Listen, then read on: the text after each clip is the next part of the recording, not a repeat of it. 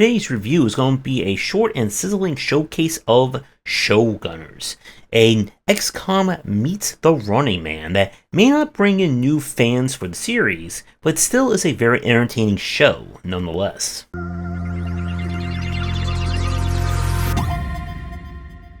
Showgunners takes place in a dystopic world that is run by evil corporations and keeps everyone happy with the hit TV show Homicidal All-Stars, where people get together and try and kill one another for fame, glory, and prizes.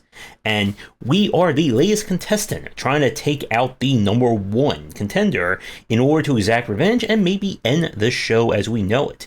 And we're going to get through an entire season of shooting, strategy, and skill using to do so.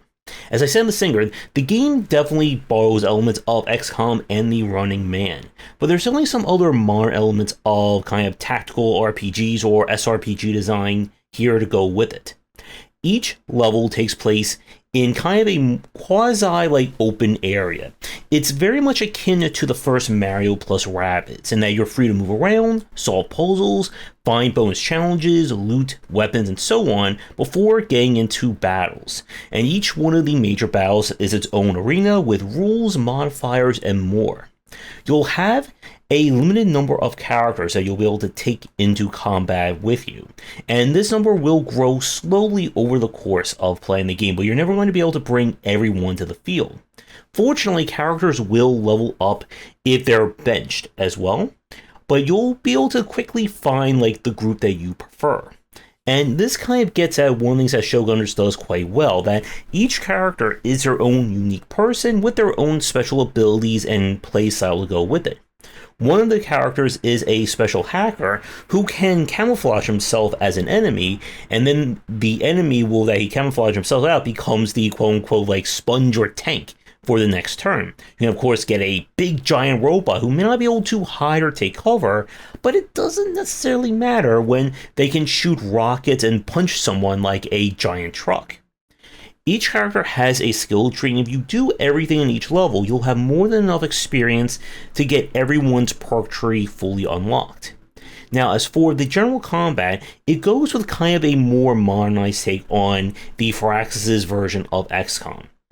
You have 2 actions per turn, shooting will use up an action, and you'll be able to, of course, use different items and skills provided they're not on cooldown.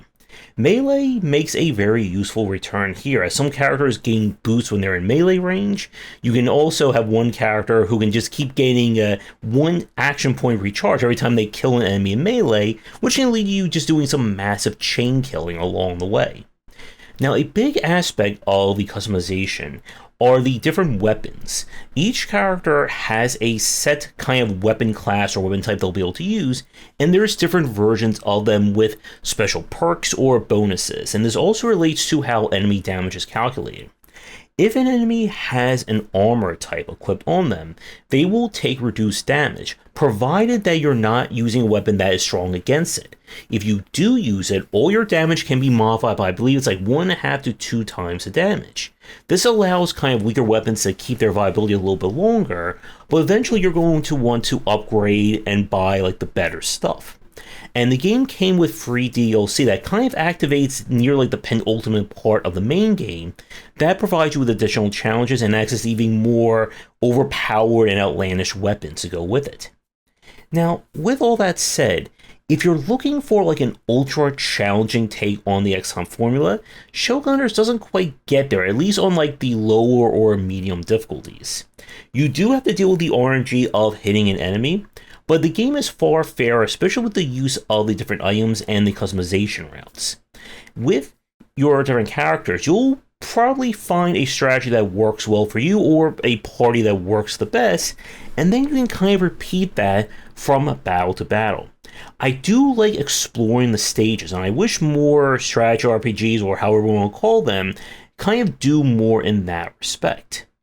And I enjoy this one from beginning to end. Some of the final areas do get a little bit lengthy because they just keep throwing enemy after enemy after enemy at you.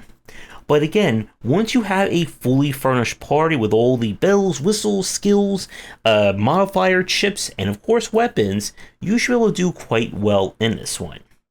All in all, as I said at the start, If you're looking for like a brand new, never before seen take on the XCOM or strategy RPG formula, Showgunners is probably not going to do it for you. But if you did enjoy the likes of Mario plus Rabbids or some of the more like speedier and modernized takes on this design, then I would definitely recommend you check this one out.